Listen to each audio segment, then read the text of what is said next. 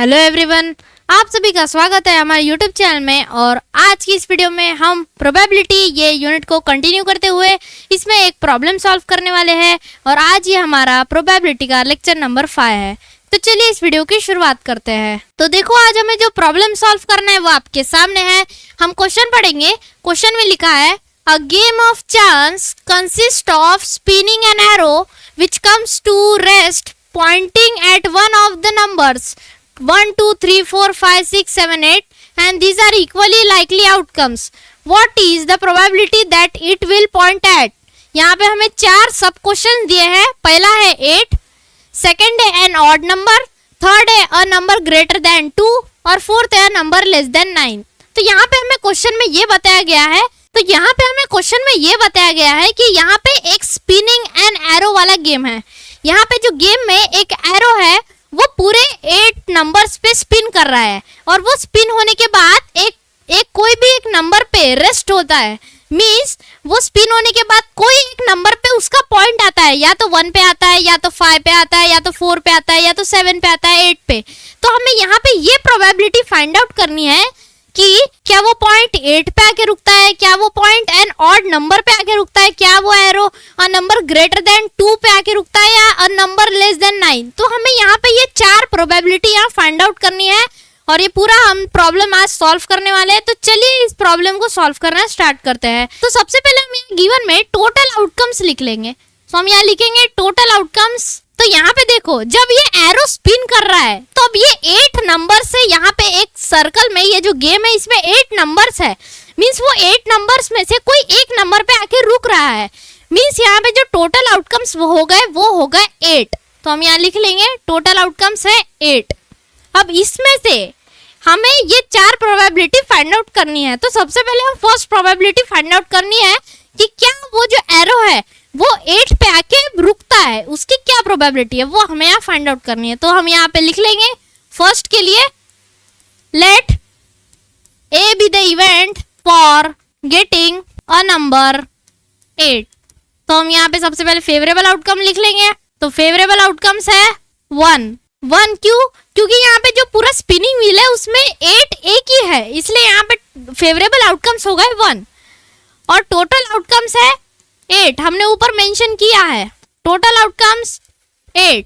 So therefore probability of event A is equals to favourable outcomes by total outcomes, that is equals to 1/8। So therefore ये जो हमारी probability है event A की, means ये arrow spin होने के बाद 8 पे आने की प्रोबेबिलिटी है हमारी 1/8। तो हम यहाँ पे लिख लेंगे।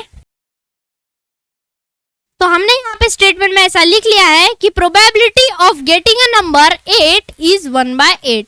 तो यहाँ पे हमारा जो फर्स्ट सब प्रॉब्लम है यहाँ पे हमारा कंप्लीट हो गया। तो चलो बढ़ते हैं सेकंड सब प्रॉब्लम पे, जहाँ पे ये बोल रहे हैं कि ये एरो स्पिन होने के बाद एक ऑड नंबर पे आएगा, इसकी प्रोबेबिलिटी हमें फाइंड आउट करनी है। तो चलो सेकंड सब प्रॉब्लम सॉल्व करते हैं। तो हम सेकंड प्रॉब्लम के लिए सबसे पहले लिखेंगे कि let B be the event for getting an odd number. So यहाँ पे हमने let B be the event for getting an odd number ऐसा लिख लिया है। अब हम यहाँ पे फेवरेबल आउटकम लिखेंगे। तो यहाँ पे फेवरेबल आउटकम्स क्या हो जाएंगे, आप यहाँ पे देखो केयरफुली 1 to 8 से आप देखो कि यहाँ पे कितने ऑड नंबर्स है। 1 से लेके 8 तक यहाँ पे 4 ऑड नंबर्स है। कौन कौन से, ये देखो मैं बताता हूँ।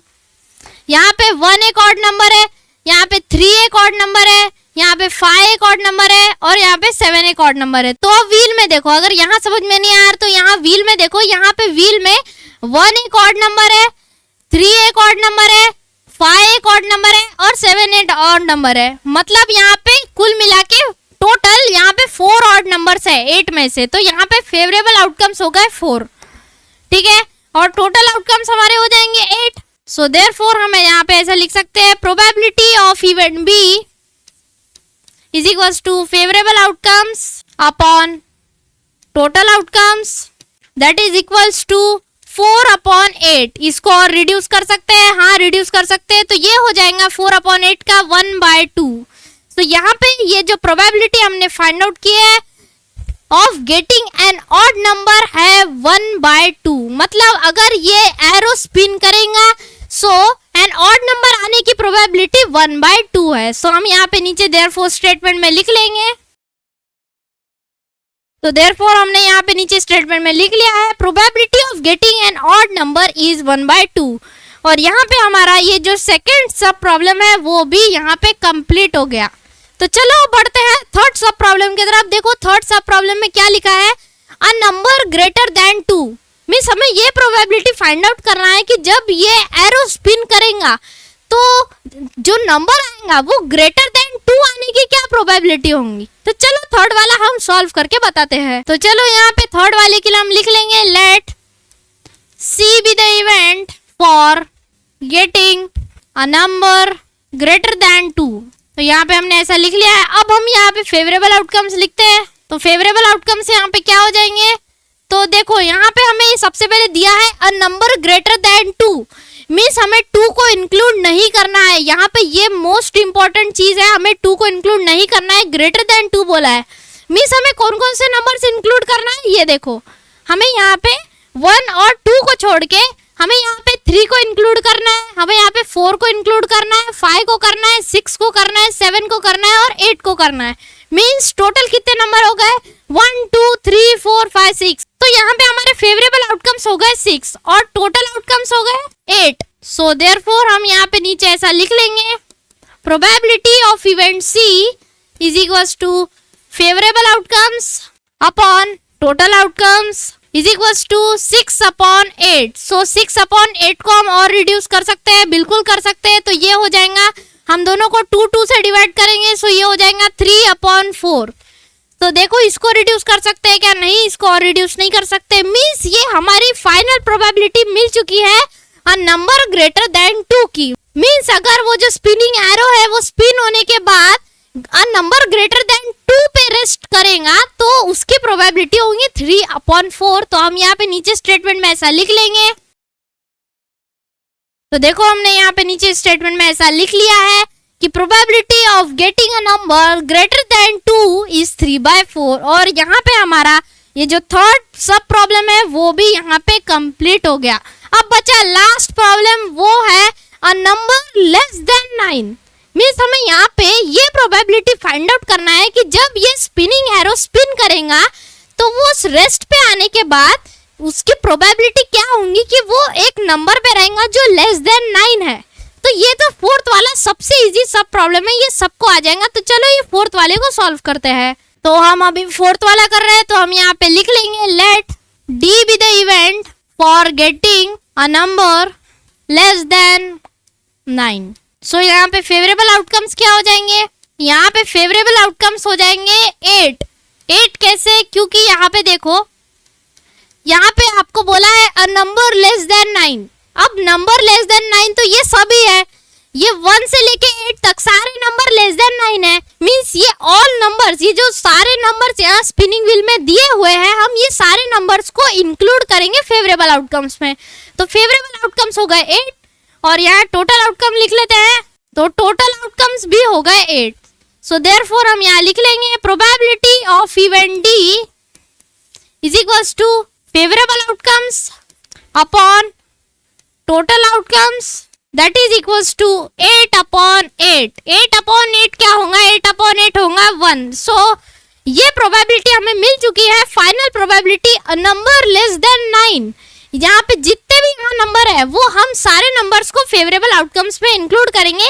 सो हमें यहाँ पे प्रोबेबिलिटी मिल चुकी है नंबर लेस देन 9 की। सो हम यहाँ नीचे स्टेटमेंट में ऐसा लिख सकते हैं देयरफॉर। सो देयरफॉर हमने यहाँ नीचे स्टेटमेंट में ऐसा लिख लिया है probability of getting a number less than 9 is 1। और यहीं पे हमारे फोर्थ प्रॉब्लम और लास्ट सब प्रॉब्लम भी खत्म हो गया और यहीं पे हमारा ये जो पूरा प्रॉब्लम है वो भी खत्म हो गया। आई होप आपको ये पूरा प्रॉब्लम समझ में आया होंगे, इसके सारे स्टेप समझ में आए होंगे, ये स्पिनिंग व्हील का हमने चारों सब प्रॉब्लम कैसे सॉल्व किया होगा ये समझ में आया होगा। और आपको ये प्रॉब्लम अपने प्रैक्टिस बुक में जरूर से सॉल्व करके देख लेना चाहिए, क्योंकि ये प्रॉब्लम लगातार सीबीएसई में 2 या 3 साल तक आया हुआ है। तो ये प्रॉब्लम का आप अच्छे से प्रैक्टिस करिएगा। तो आज के वीडियो में फिलहाल इतना ही। ये था हमारा प्रोबेबिलिटी का लेक्चर नंबर 5। इसके प्रीवियस 4 लेक्चर्स में हमने जो भी डिटेल स्टडी किया है, जो भी प्रॉब्लम स्टडी किया है, वो भी आपको स्टडी कर लेना चाहिए। और इसके आने वाले दिनों में हम इसके और भी नंबर ऑफ प्रॉब्लम सॉल्व करेंगे ताकि इसकी अच्छी खासी प्रैक्टिस हो जाए। तो मिलते हैं नेक्स्ट वीडियो में। Thanks for watching.